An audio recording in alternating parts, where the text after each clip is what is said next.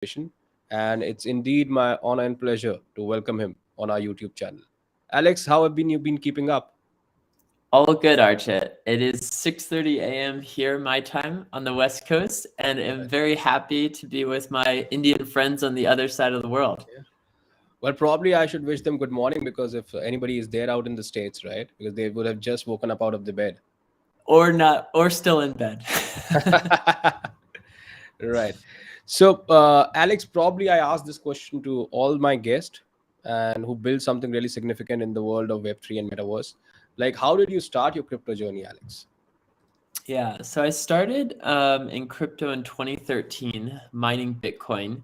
At the time, I was actually in China, and Bitcoin was really the easiest way to get out, to transfer money across borders. And of course, China is or was the manufacturing capital of the world for ASICs, for mining equipment. So I got into mining pretty early on. And then I looked in 2016, I think it was. I read the Ethereum paper, and then the rest is really history in terms of looking at all the primitives and how to put them together to create something valuable in this Web3 world. Well, that's quite interesting to know about that. So, my next question is like, probably there's a lot of people in the community who wants to know that is what is Cello all about, Alex? Yeah, so Celo is basically open financial infrastructure on which you can build pretty much anything, and financial and non-financial dApps. So it is, it's been really incredible. At first, we were, kind of focused on the payments use case, but over time, we found that, people are building almost everything on top of the Celo protocol, which is a fork off of Ethereum. And so everything from NFTs to games, we're now seeing people build on top of Celo. But Celo's mission is really all about um, financial inclusion and borderless financial inclusion. So enabling the conditions of prosperity for everyone. And so we are a fully kind of EVM compatible chain, and we have bridges to kind of all the major ecosystems. And one of our core beliefs is that Celo stablecoins will be the workhorse to mainstream adoption. And I've never not regretted spending my Bitcoin. I once bought a painting for 0.7 Bitcoin and have regretted it since. And it's, I think stable coins like CUSD, CERO, CREAL will really be the workhorse to getting to mainstream adoption, to people actually using crypto. And as we can discuss later in this call, there's a number of really interesting, unique features of Celo relative to Ethereum and other protocols that make it uniquely enabled for usability. From day one, we've been focused on the end user. What should that end user case look like? And so, whereas, you'll oftentimes see in crypto, a lot of people start with the technology and then, a solution in search of a problem. We really started with the problem and then formed the protocol as a solution to that problem. And that has extended into kind of some of the core features that differentiate us, from phone number mapping, so tying public key addresses to phone numbers, so that you just need to know your friend's phone number and you can send them money anywhere in the world. And you can try this with a number of dApps like Valora, Kala, Kala, and most recently Node. These are all kind of native wallets on the Celo protocol. And then you have the ability to pay gas fees in a native stablecoin. So instead of needing to use ETH to send a stablecoin, so if you wanted to send USDC over the Ethereum blockchain, you'd need ETH to pay gas fees. With Celo, you can pay for the gas fees with the native stablecoin. And so all of these like features in combination make for a much better user experience. And in this instance, for example, you can send, money to anyone in the world for a fraction of a penny, just knowing their phone number, which is extremely powerful. So, and by the way, should I answer questions in the chat or wait till the end? Well, probably I can ask you one by one. That's fine. Sure. Well, whatever you Yeah. prefer. Yeah. So I have a comment here, like kind of, which is by Pokemon Go Journey out here. So he asked you that kind of, why did you name it Cello? Is there any special meaning to Yes. that? Yes, thank you for asking. So Celo means purpose in Esperanto. The Esperanto is a kind of an international neutral language. And the reason why we call it purpose is two of the unique values of Celo are purpose, individual purpose, and connectedness. So, when we build products, we're not only thinking about building something that is effective and cool, we're also thinking about making sure that from day one we're very conscious about the technology that we're building, and making sure that there's a human element to it at the very center.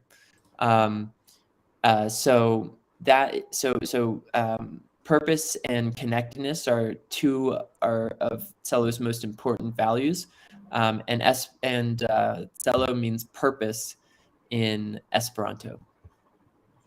All right. So, man, moving on to my next question, I think probably you were answering in most of it. What were the challenges that you kind of faced in building Cello?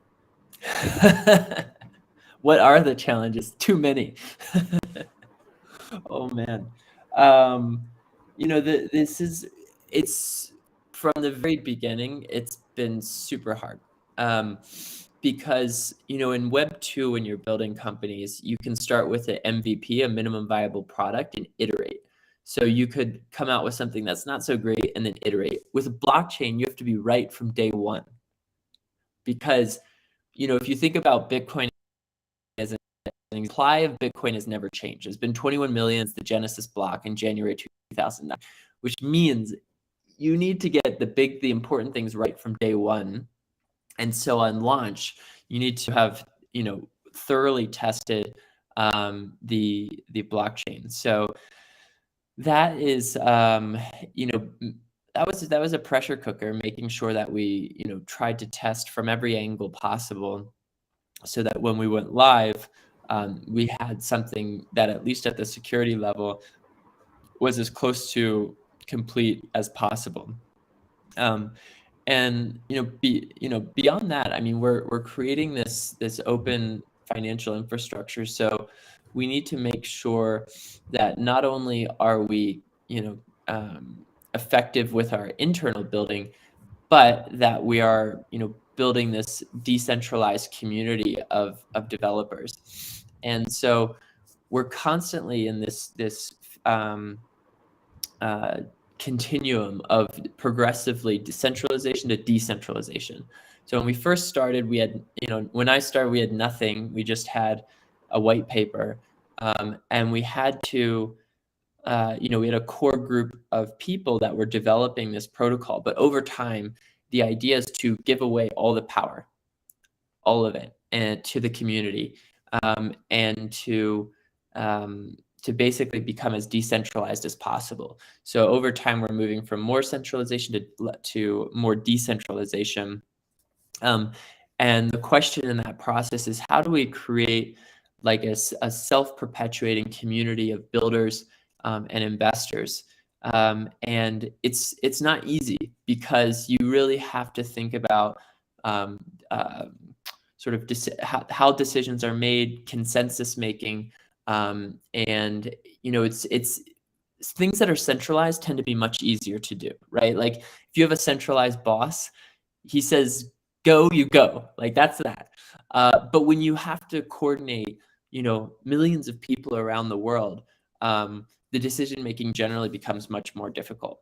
So those are kind of a couple of the big challenges we've faced so far, but there have been like thousands along the way. So maybe the questions to be what have been the challenges, because Yeah, they're not true. past tense.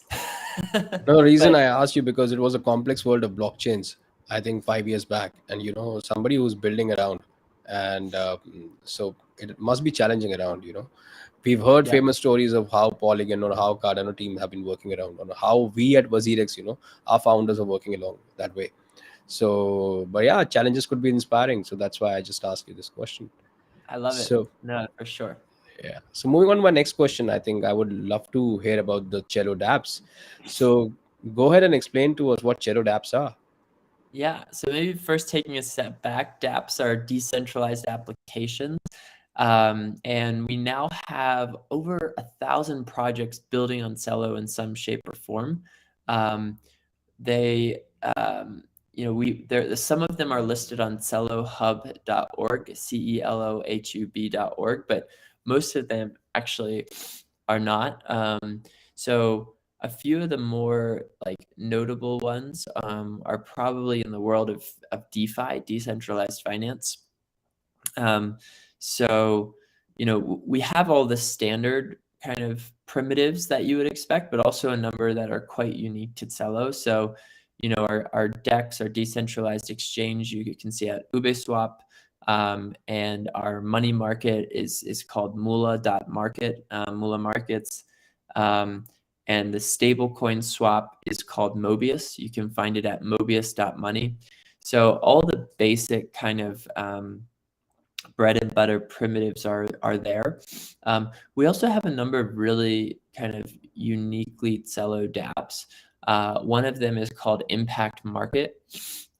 So this is one that basically does UBI, universal basic income, for communities in need around the world. And so as one recent example, they're giving money to Ukrainian refugees uh, in in Poland, Romania, Germany, and a bunch of other countries using CELO, one of Celo's stablecoins. So that has been, an enabler for people who have no access to financial infrastructure otherwise. So they can use that UBI to buy basic goods, having left their native country in Ukraine. And there are a few others like worth mentioning, like as I mentioned, one of the values of Celo is about connectedness, and to us, community commerce is part of that, which is why Kickstarter chose to build their entire Web3 infrastructure around Celo. So, right now we are integrating Celo tech stack with Kickstarter, and that will be a huge gain for entrepreneurs who want to incorporate Web3 into their fundraising and into their community commerce. So those are kind of a few examples of kind of dApps that are building on Celo. All right. Interesting though. I mean, how the dApps are developing into this world. But Super interesting. And yeah, what surprised me the most is like how many big companies are partnering with us. So from Deutsche Telekom, which is like the largest telco in Europe, to PayU, these large companies are partnering with us in ways I wouldn't have expected even just 1 year ago, to build infrastructure and dApps. right. So okay, moving on to my next question, I think, which is related to climate out here. So, what significant role I think Cello is playing in climate change? Yes.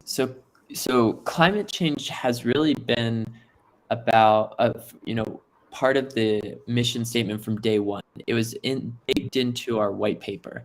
So even 4 years ago, we were thinking about climate change, and that manifests in a number of different ways. So we're the first carbon negative blockchain. So what that means is within we have a reserve that backs the stability mechanism for our stable coins. So there's a huge basket of assets, including Bitcoin and Ethereum, that ensure that stablecoins remain stable on Celo. And part of that reserve are actually carbon credits. Right now the allocation is 0.5%, but over time we want that to increase to double-digit percentage for natural capital-backed assets. And this is really super interesting because what it means is that the larger the reserve is, the more carbon offset there is. So the bigger we become, the bigger our positive impact on the environment is. So, 0.5% of 100 million is $500,000. 0.5% of $1 billion is $5 million. So you can imagine $5 million of carbon offsets is huge. And right now, a lot of that activity is focused on the Amazon rainforest, but it's expanding over time to different geographies and different types of carbon offset activity. And the fascinating thing here is it incentivizes behavior and activities that are net positive for the environment. So we've effectively created a market for carbon credits that scales as we scale. And so the more positive impact we have on the world, the more environmental impact we'll also have. So that kind of shows you from day one at the protocol level, we've incorporated these primitives that help with climate change. We're also working with a lot of climate collectives and organizations to build kind of projects with climate in mind. And I think the next frontier for us is what I'll call natural capital-backed assets. So that is, you can imagine in the future tokenization of trees and other kind of natural world assets that could never have be done before crypto. It's you couldn't have tokenized this before, but now we have like all sorts of amazing ideas where combining, for example, satellites and crypto. So you can take satellite imagery, use a machine learning algorithm, and figure out how many trees were planted in a given area over time, convert that into a vegetation index, feed it into an oracle, and have an automated way to look at the environmental impact and make sure the tokenization is accurate. So it's a fascinating world, and climate has been front and center from day one for us. Right. Well, that's a fascinating thing to know about Cello. Well, my next question is about, kind of how you will cater to the masses, because the question is pretty straight out here, Alex. How will Cello make mobile first DeFi for everyone? So it goes back to kind of how we were thinking about Celo from day one, which is all around the user. And we realized very early on that Ethereum has a lot of potential, but it's really not user-friendly. And so we're from day one, we wanted to go after 1 billion users, not just the tech sophisticated, not just the tech elite, although they also use Celo, but really make sure we go after the first 1 billion users. And I think a lot of people in crypto don't realize how hard it is to use for the average person. But I would ask people to think, could your mom use it? Could your uncle use it? And in many cases, the answer is no. And as a few examples, if as I mentioned earlier, you kind of need to know public-private key cryptography. So what is a public key address? What is this hexadecimal 0x address, which is a huge kind of mental hurdle. And with us, you just need to know the person's phone number because the public key address is matched to the phone number. And then if you're using Ethereum, you'll need to know what gas fees are, because when you send a stable coin, you also need to send the gas fee in a different currency. So if I'm sending USDC, I also need ETH to pay the gas. So then you have to explain to the person, well, what is a gas fee, and how does this work? And then Ethereum doesn't scale on the layer one. So it's then you have to explain to the person what is a layer 1 and what is a layer 2. And so if you take all these things in combination, those are 3 examples. It's not very user friendly, right? Public private key cryptography, gas fees, layer 1, layer 2. These are not things that the average person should need to understand. We want to from day one, we've wanted to make all of these financial primitives in a way that accessing financial tools is as easy as sending an email. When you send an email, you don't need to know the TCP/IP protocols happening at kind of the internet base layer. It just works. You just know your friend's email, you just send it and it works. That's how it should be. But on other protocols I've seen, that's not how it works. So, we've really kind of targeted these end use cases to try to be as easy as email. And we're not fully there, we're pretty close. All right. Nice to know that. So I would like to end this conversation with my last question with you, Alex, which is like, you see a lot of these posts on social media, on YouTube's, about metaverse, blockchains, fintech.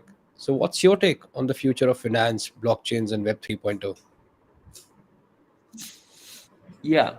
So, the future of finance will be inextricably intertwined with blockchain. Blockchain will be the financial rails of the future. So, you have the basic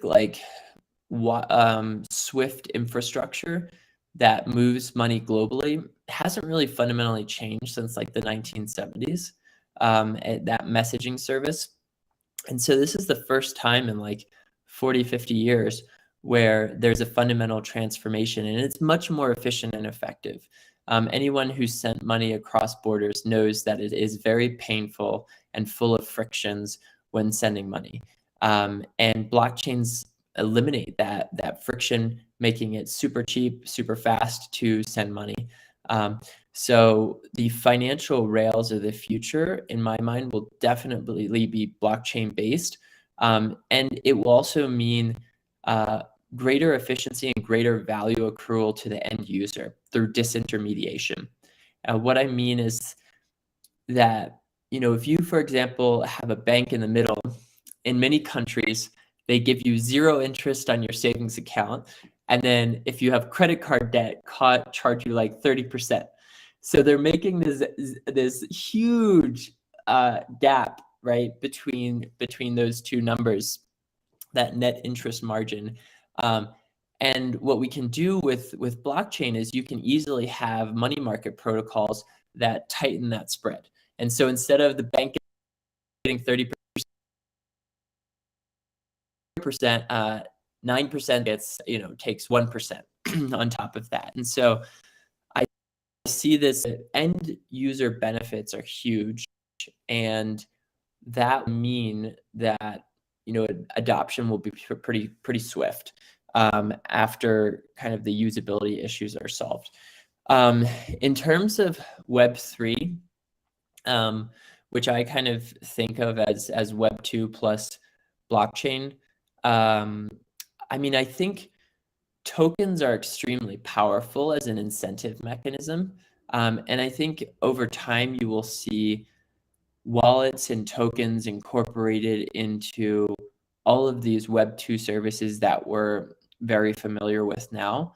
And there's a few reasons for that. One reason is, it's a way to bootstrap network effects and communities by kind of having a financial incentive built in. And then, more powerfully, I think Web3 will fundamentally align interests between producers and consumers. So in our traditional economy, we kind of have 3 groups of actors in our capitalist societies. So there's employees, there's managers, and then there's shareholders. And their interests are fundamentally misaligned. And what do I mean by that? The shareholders want to maximize the share price. And that means they want to maximize profits. which means they want to reduce the incomes of the employees. So the lower the employee income, higher the profit, higher the shareholder value. So the interests are fundamentally misaligned and has led to massive income inequality. In the US, the average CEO is paid 400 times the average employee. In India, I think probably similar. There's some amount of wealth inequality. And what tokenomics enables us to do is for the users to become the shareholders and the shareholders to become the users. Because when you use the token, you're creating value for the community, right? And then now you own the token, interest in the future success of the community and the product you're building. In the past, an employee would get a fixed income, and regardless of their contributions, they wouldn't have a direct connection to the value that they've created.